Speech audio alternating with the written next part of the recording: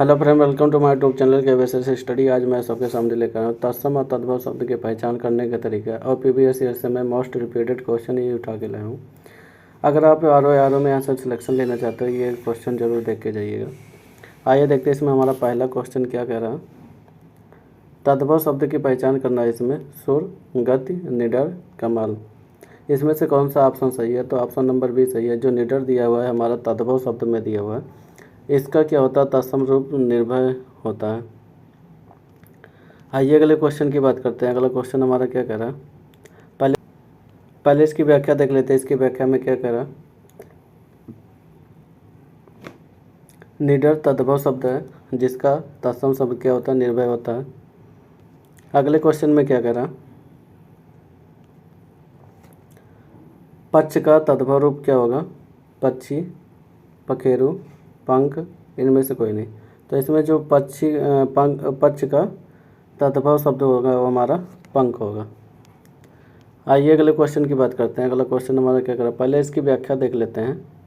इसकी व्याख्या क्या कह रहा है, पक्ष का तत्सम शब्द दिया हुआ था, इसका तद्भव क्या होता है?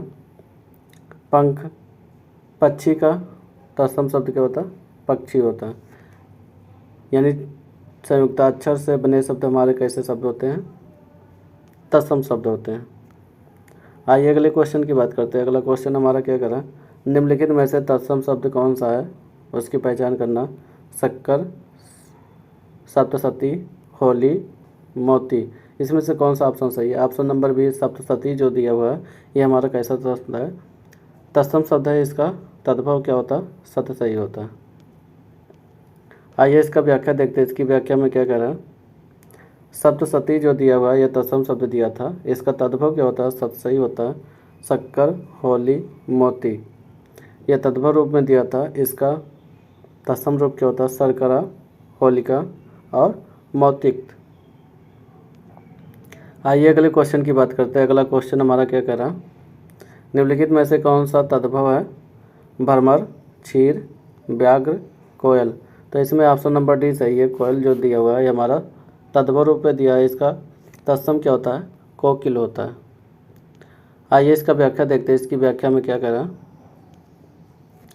कोयल जो दिया हुआ है यह तद्भव रूप में दिया था, इसका तत्सम क्या होता है? कोकिल होता है। भ्रमर, व्याघ्र और क्षीर जो दिया है तत्सम रूप में दिया हुआ।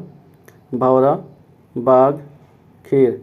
यानी भ्रमर का भौरा होता, व्याघ्र का बाघ होगा, क्षीर का खीर होता। छा का कन्वर्ट किस में हो जाता है? खा में हो जाता है, यह तद्भव बनाते हुए। आइए अगले क्वेश्चन की बात करते हैं। अगला क्वेश्चन हमारा क्या करा, निम्नलिखित में से नया का तत्सम शब्द क्या होता है? नव्य, नूतन, नवल, नवीन। तो इसमें से नया का तत्सम शब्द क्या होता है? नव्य होता है। आइए इसका व्याख्या देखते हैं। इसकी व्याख्या में क्या करा, नया का तत्सम शब्द क्या होता है? नव्य होता है। बात करते हैं। अगला क्वेश्चन हमारा क्या करा, पढ़ का तद्भव शब्द क्या होगा? पन्ना होता है।